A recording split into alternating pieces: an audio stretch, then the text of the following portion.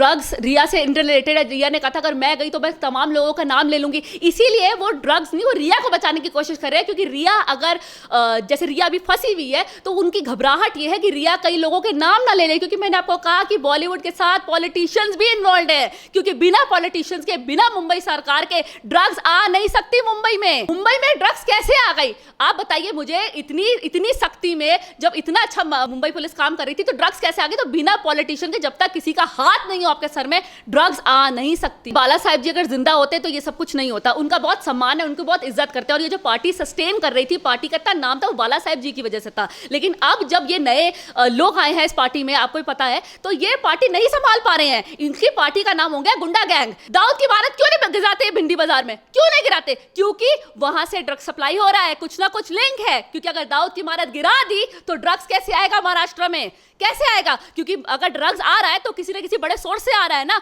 उसकी इमारत नहीं गिराया, जबकि कोर्ट में 2 हियरिंग हो गई है। कोर्ट ने पूछा आपने क्यों नहीं गिराई, तो उन्होंने कहा हमारे पास एम्प्लॉयमेंट नहीं है, सब लॉकडाउन पे गए हुए हैं। तो आप किसी और की इमारत क्यों गिरा रहे हैं?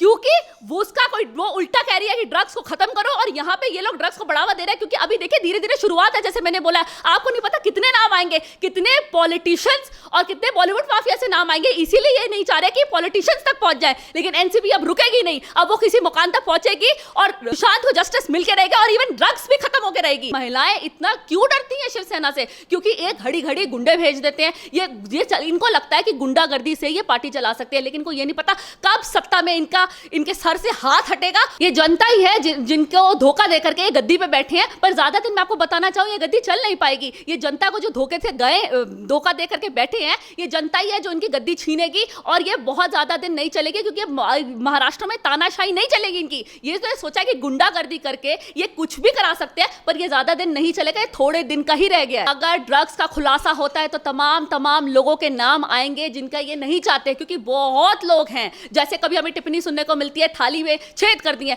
क्यों ऐसी टिप्पणी सुनने को मिल रही है? क्योंकि बहुत लोग इन्वॉल्व हैं और कहीं ना कहीं कुछ लोग डरे हुए हैं, जिससे वजह से ये टिप्पणी देकर के चाहते हैं कि सामने वाले का मुंह बंद कर दिया जाए, जबकि ऐसा नहीं होगा। अब आप मुझे बताइए, थाली में अगर आप जहर परोस देंगे तो जहर भी खा लेंगे क्या हम? थाली में, कटोरी में, पानी के बर्तन में आप जहर परोस करके दे देंगे तो हम जहर भी खा लेंगे? नहीं, हम जहर को निकाल के बाहर कर देंगे। तो इनको यही प्रॉब्लम है कि हम जहर को क्यों आइडेंटिफाई कर रहे हैं। ये चाहते हैं चुप करके जहर खाते रहो, क्योंकि अगर इनके हाँ में हाँ मिलाओगे तो आप रहोगे महाराष्ट्र में, लेकिन अगर आप इनके हाँ में हाँ नहीं मिलाओगे, जो ये गलत कहते हैं, ये आपको महाराष्ट्र से बाहर फेंक देंगे। मानवी, आपने भी देखा होगा कि जिस तरीके से ये जो अनुराग कश्यप है, अनुराग कश्यप जिस तरीके से सीए को लेकर तमाम तरीके की बातें कहते हैं, आज इनको लेकर जिस तरीके की हरकतें इन्होंने बॉलीवुड में न्यू कमर्स आने वाली महिलाओं के साथ जो की है, अब उसके लिए खुलकर अगर पायल घोष बोल रही है कि इन्होंने इस तरीके की हरकतें मेरे साथ की है, तो उसको लेकर संजय राउत ये कहते हैं कि बड़ी बात नहीं है अगर उनके साथ यौन उत्पीड़न हुआ है। तो देखिए, शिवसेना के लिए मैं जितना भी बोलूं उतना ही कम है। सुशांत की जब डेथ हो जाती है तो कहते हैं तो क्या हुआ, छोटा एक्टर ही तो था, टीआरपी के लिए सब कुछ कर रहे हैं,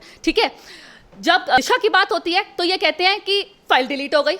फिर जब कंगना आती है तो कंगना के लिए कहते हैं, इतनी अभद्र वर्ड यूज करते हैं, अगर वो अपनी आवाज उठाती है तो अभद्र वर्ड यूज करते हैं, इतना उसको गंदी तरीके से ट्रीट करते हैं, बुलडोजर चला देते हैं। अब देखिए जब पायल ने एक एलिगेशन लगाई है अनुराग पे, तो ये ऐसे कहते हैं तो क्या हो गया, बड़ी क्या बात है। मैं इनसे ये पूछना चाहती हूँ, क्या ये घर की महिलाओं के साथ भी ऐसे बिहेव करते हैं? क्या ये अपनी बीवी बच्चों के साथ भी ऐसे बिहेव करते हैं? मतलब इनके लिए कोई फर्क नहीं पड़ता। मतलब पायल देश की लड़की नहीं है, पायल देश की बहन नहीं है। मेरे हिसाब से पायल ने गलत क्या एलिगेशन लगा दिया। एक लड़की, उसकी आवाज सुननी चाहिए, अगर वो आवाज उठा रही है तो उसको सुनो तो सही। उल्टा उसको आप ऐसे बोल रहे हो तो क्या हो गया? मतलब उनका थॉट प्रोसेस, उसकी सोचने का जो क्षमता है एक लीडर होकर के, मैं बहुत हैरान हूं। क्या लोगों को मैसेज देना चाहते हैं? क्या जनता समझे कि एक लीडर इतनी गंदी तरीके से बात कर रहा है? अगर घर की उनकी महिलाएं से करे ना, बर्दाश्त नहीं कर पाएंगे। लेकिन ये पायल इनके घर की नहीं है, और यहाँ पे अनुराग की पोजीशन ज्यादा ऊपर है पायल से। पायल एक फिर भी फ्रेशर है, उन्होंने ज्यादा काम नहीं किया, उनको ज्यादा अनुभव नहीं है फिल्म इंडस्ट्री में, तो उनके लिए कुछ भी बोलना शुरू हो जाएंगे। वहां कंगना के घर पे बुलडोजर चलाते हैं, उसके बारे में कुछ भी बोलते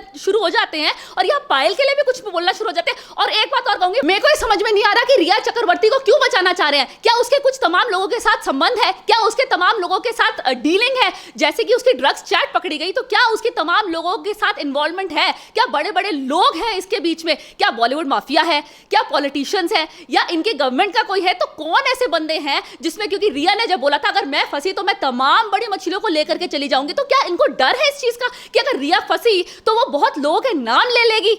इस चीज का डर है क्या इनको? क्योंकि ये रिया के खिलाफ कुछ नहीं सुनना चाहते, बाकी ये तमाम जो लोग हैं जो आवाज उठा रहे हैं ड्रग्स के लिए या कोई कास्टिंग काउच या सेक्सुअल हैरेसमेंट के लिए, ये उनकी आवाज को दबा देते हैं। अब जैसे कंगना के लिए मैंने पहले बोला कि कंगना के लिए बुलडोजर चला दिया, तो अब यहाँ पे कुछ नहीं आया तो पायल के घर को इन्होंने कंटेनमेंट जोन में कर दिया।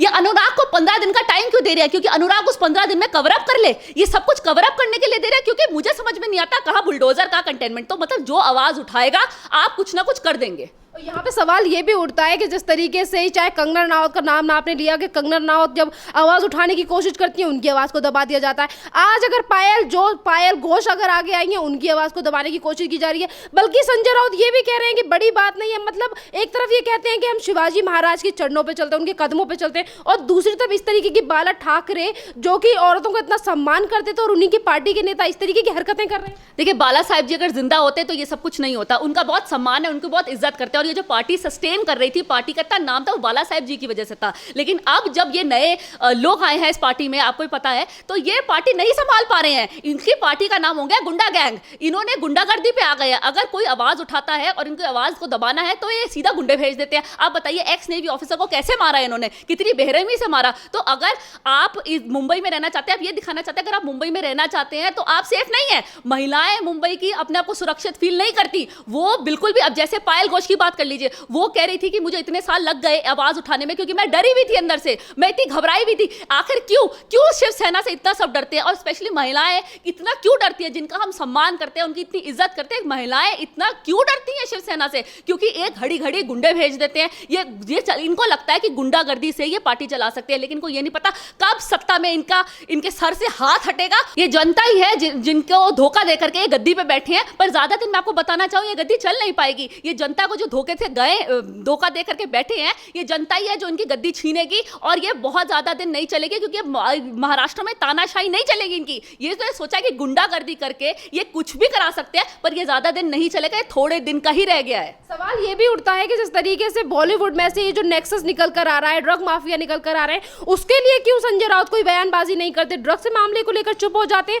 और जैसे ही पायल घोष हो, कंगना रनावत हो, इनके मामले पर मुखर होकर बोलते हैं और तमाम तरीके की उलझुल बयान देते हैं। देखिए शिवसेना क्यों नहीं बारे में बात करती, मैंने पहले भी आपको बताया अपने कई चैनल्स के माध्यम पे कि उनको पता है कि अगर ड्रग्स का खुलासा होता है तो तमाम लोगों के नाम आएंगे जिनका ये नहीं चाहते, क्योंकि बहुत लोग हैं। जैसे कभी हमें टिप्पणी सुनने को मिलती है थाली में छेद कर दी है, क्यों ऐसी टिप्पणी सुनने को मिल रही है? क्योंकि बहुत लोग इन्वॉल्व हैं, और कहीं ना कहीं कुछ लोग डरे हुए हैं, जिससे वजह से ये टिप्पणी देकर के चाहते हैं कि सामने वाले का मुंह बंद कर दिया जाए, जबकि ऐसा नहीं होगा। अब आप मुझे बताइए, थाली में अगर आप जहर परोस देंगे तो जहर भी खा लेंगे क्या हम? थाली में, कटोरी में, पानी के बर्तन में आप जहर परोस करके दे देंगे तो हम जहर भी खा लेंगे? नहीं, हम जहर को निकाल के बाहर कर देंगे। तो इनको यही प्रॉब्लम है कि हम जहर को क्यों आइडेंटिफाई कर रहे हैं। ये चाहते हैं चुप करके जहर खाते रहो, क्योंकि अगर इनके हाँ में हाँ मिलाओगे तो आप रहोगे महाराष्ट्र में, लेकिन अगर आप इनके हाँ में हाँ नहीं मिलाओगे, जो ये गलत कहते हैं, ये आपको महाराष्ट्र से बाहर फेंक देंगे। ये भी है कि मानवी जिस लड़की को बचाने की कोशिश, यानी कि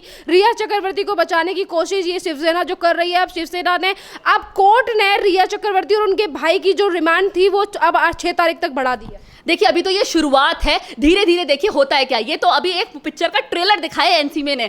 रिया ने अभी 25 नाम के खुलासे दिए हैं एनसीबी को, और अभी आने वाले दिन में एनसीबी कुछ लोगों को सम्मन भी देने वाला है। ये आप कुछ चैनल के माध्यम से आपको पता लग जाएगा। तो अभी आप देखिए, जब कुछ लोग आएंगे तो बड़ी बड़ी मछलियों के नाम बताएंगे। जब बड़ी बड़ी मछलियों के नाम बताएंगे तो तमाम मछलियां फंसी जाएंगी। तो इसी चीज का तो शिवसेना को डर है कि अगर तमाम मछलियां फंसी जाएंगी तो कुछ हद तक उन तक भी पहुंच जाएंगी। आप मुझे बताइए, कंगना के घर में बुलडोजर चला दिया 24 आवर्स में, दाऊद की इमारत क्यों नहीं गिराते भिंडी बाजार में? क्यों नहीं गिराते? क्योंकि वहां से ड्रग्स सप्लाई हो रहा है, कुछ ना कुछ लिंक है। क्योंकि अगर दाऊद की इमारत गिरा दी तो ड्रग्स कैसे आएगा महाराष्ट्र में? कैसे आएगा? क्योंकि अगर ड्रग्स आ रहा है तो किसी न किसी बड़े सोर्स से आ रहा है ना। उसकी इमारत नहीं गिराया, जबकि कोर्ट में 2 हियरिंग हो गई है। कोर्ट ने पूछा आपने क्यों नहीं गिराई, तो उन्होंने कहा हमारे पास एम्प्लॉयमेंट नहीं है, सब लॉकडाउन पे गए हुए हैं। तो आप किसी और की इमारत क्यों गिरा रहे हैं? क्योंकि वो उल्टा कह रही है कि ड्रग्स को खत्म करो, और यहाँ पे ये लोग ड्रग्स को बढ़ावा दे रहे हैं। क्योंकि अभी देखिए धीरे धीरे शुरुआत है, जैसे मैंने बोला, आपको नहीं पता कितने नाम आएंगे, कितने पॉलिटिशियंस और कितने बॉलीवुड माफिया से नाम आएंगे। इसीलिए ये नहीं चाह रहे कि पॉलिटिशियंस तक पहुंच जाए। लेकिन एनसीबी अब रुकेगी नहीं, अब वो किसी मुकाम तक पहुंचेगी और सुशांत को जस्टिस मिल के रहेगा, और इवन ड्रग्स भी खत्म होकर रहेगी। ये भी है कि ड्रग्स माफिया को लेकर जिस तरीके से चीजें निकल कर सामने आ रही हैं, तो बॉलीवुड भी 2 धड़ों में बट चुका है। एक चाहता है कि बॉलीवुड में से ड्रग्स की सफाई हो, और एक चाहता है कि बॉलीवुड को बदनाम बदनाम किया जा रहा है। बॉलीवुड में ड्रग जैसा चलता आ रहा है चलता ही रहे। देखिए, पहले तो मैं बताना चाहती हूँ, पूरे बॉलीवुड को किसी ने बदनाम नहीं किया। जब कंगना और रवि या तमाम लोगों ने जब आवाज उठाई ड्रग्स के खिलाफ, वो किसी ने बदनाम नहीं किया। सबने कहा कुछ लोग हैं, चंद लोग हैं। तो मुझे समझ में नहीं आता कुछ लोग का सारे बॉलीवुड का परसेप्शन क्यों बना करके बैठ गए हैं ये। तो आप बताइए, अगर कुछ लोग कंज्यूम कर रहे हैं, कुछ लोग पेडलर्स हैं, तो उनको निकाल के बाहर नहीं फेंकना चाहिए। हमें गंदगी को बाहर नहीं फेंकना चाहिए। अगर थाली में आपके जहर हो तो जहर को निकाल के बाहर नहीं फेंकोगे। आप क्या वो जहर खा लोगे? अगर आपके घर में कोई चोर आ गया तो चोर को उठा करके बाहर नहीं फेंकोगे, क्या आप उसको पाल लोगे? तो यही है बात। अगर आपको पहले घर साफ करना पड़ेगा, घर से गंदगी निकालनी पड़ेगी, तो घर से आप गंदगी निकालेंगे तभी drug free country, drug free India, drug free Maharashtra कहलाएगी। और यहाँ पे ये भी है कि कुछ लोग ड्रग फ्री कंट्री चाहते ही नहीं है, भारत देश को छोड़ने की कोशिश कर रहे हैं। उनका नाम जो अब एनसीबी दे रही है और उनसे पूछताछ भी की जा रही है। तो कुछ कलाकार ऐसे भी हैं जो भागने की कोशिश कर रहे हैं, उनके लिए क्या कहना चाहोगे? देखिए, ड्रग फ्री कंट्री इसलिए नहीं चाहते क्योंकि ड्रग्स रिलेट होता है टेररिज्म में। ड्रग्स से जितना काफी हद तक जो प्रॉफिट कमाया जाता है वो टेररिज्म में लगता है, इसलिए ये नहीं चाहते ड्रग फ्री कंट्री हो। यही सबसे बड़ा रीजन है। क्योंकि अगर आप ड्रग्स नहीं खरीदते हैं या ड्रग्स का पेडलिंग नहीं करते हैं तो आप टेररिज्म को कैसे सपोर्ट करेंगे? टेररिज्म आप कहीं ना कहीं तो रिलेट करेंगे ना। इसी वजह से ये नहीं चाहते ड्रग फ्री कंट्री हो, क्योंकि इनको लगता है ये इकोनॉमी भी ठीक रहे और टेररिज्म को भी बढ़ावा देते हैं। मुझे तो लगता है ऐसे देशद्रोही को रहना ही नहीं चाहिए, उसको उनको निकाल करके बाहर फेंक देना चाहिए। और यहाँ पे क्या कहना चाहोगे मानवी, ऐसे क्योंकि ड्रग एनसीबी ने ये भी कहा है कि कुछ नामी ग्रामी नाम है जिनको अब एनसीबी पूछताछ के लिए बुला सकती है, समन भेजा जा सकता है। जो स्टार किड्स हैं उनके नाम भी अब इसमें आ रहे हैं कि वो कंज्यूम करते हैं या पेडलर्स के साथ हैं। देखिए, मैं उनको ये कहना चाहती हूँ, जो भाग रहे हैं वो भागो मत, क्योंकि जनता आपको आइडल मांगती है। अगर आप पाक साफ हो तो आपको भागने की क्या डर है? आप उधर ही रहो, आप सीधा बोल दो मेरा ड्रग टेस्ट कर दो, क्योंकि जनता आपको फॉलो करती है, वो आपको आइडल मानती है। जैसे आप अपनी लाइफस्टाइल करते हो वैसे जनता आपको लाइफस्टाइल में कॉपी करती है। जनता तो ऐसे अपने एडमायर करती है स्टार्स को, जिनको वो फॉलो करती है, कि जब आप जैसे भी लाइफस्टाइल कैरी करते हो वो आपको कॉपी करती है। तब क्या आप ये दिखाना चाहते हैं जनता को कि हम ड्रग्स लेते हैं? तो आप ये सिखाना चाहते हो, जो नई यूथ आ रही है, नए बच्चे आ रहे हैं, आप ये सिखाना चाहते हैं कि आपको वो देख करके ड्रग्स लेना शुरू करें? बिल्कुल भी ऐसा नहीं होना चाहिए। इस चीज की सफाई होनी चाहिए और हमें ड्रग फ्री महाराष्ट्र चाहिए ही चाहिए। सबसे पहले मैं तो कहूंगी बॉलीवुड से होनी चाहिए, क्योंकि बॉलीवुड एक ऐसी जगह है जहां पे लोग उसको फॉलो करते हैं। क्योंकि अगर बॉलीवुड कंट्रोल में आ गया तो लोगों की फॉलो भी कम हो जाएगी, ड्रग्स का जो उनका फतूर जो लोगों पे जा रहा है वो भी कम हो जाएगा। बाकी फिर दूसरी डिपार्टमेंट में एनसीबी को जांच करनी चाहिए, लेकिन शुरुआत उनको बॉलीवुड से करनी चाहिए। कुछ ऐसे भी लोग हैं जो ड्रग माफिया को बचाने की कोशिश भी कर रहे हैं और रिया चक्रवर्ती को भी बचाने की कोशिश कर रहे हैं। आखिर ऐसा क्यों? देखिए, मैंने पहले ही कहा ना कि ड्रग्स रिया से इंटररिलेटेड है। रिया ने कहा था अगर मैं गई तो मैं तमाम लोगों का नाम ले लूंगी, इसीलिए वो ड्रग्स नहीं, वो रिया को बचाने की कोशिश कर रहे हैं। क्योंकि रिया अगर जैसे रिया अभी फंसी हुई है तो उनकी घबराहट ये है कि रिया कई लोगों के नाम ना ले ले। क्योंकि मैंने आपको कहा कि बॉलीवुड के साथ पॉलिटिशियंस भी इन्वॉल्व है, क्योंकि बिना पॉलिटिशियंस के, बिना मुंबई सरकार के ड्रग्स आ नहीं सकती मुंबई में। मुंबई में ड्रग्स कैसे आ गई आप बताइए मुझे? इतनी सख्ती में जब इतना अच्छा मुंबई पुलिस काम कर रही थी तो ड्रग्स कैसे आ गई? तो बिना पॉलिटिशियन के, जब तक किसी का हाथ नहीं हो आपके सर में, ड्रग्स आ नहीं सकती। वीना टंडन ने भी ये कहा है कि जिस तरीके से बॉलीवुड में ये जो ड्रग माफिया निकल कर आया है इसका सफाया होना चाहिए, आने वाले फ्यूचर के लिए बहुत अच्छी बात। देखिए, कुछ लोग चाहते हैं, जैसे रवीना जी ने अभी बोला कि वो चाहती हैं कि ड्रग्स का सफाया हो जाए, तो ऐसे मैं बोलना चाहूंगी कुछ लोग चाहते हैं कि ड्रग्स का सफाया हो जाए और कुछ लोग चाहते हैं छेद करना। लिटरली छेद, इतनी छेद कर चुके हैं वो छलनी बना चुके हैं इसको। देखिए, एनसीबी अपनी फॉर्म में आ गई है, उन्होंने पटारे को भी पकड़ लिया। अब वो पटारा फूटेगा और उसमें जितने भी ड्रग्स लेने वाले सांप है ना वो निकलेंगे और सब एनसीबी के चपेट में आएंगे, कोई नहीं बचेगा, रिया चक्रवर्ती इंक्लूडेड। धन्यवाद।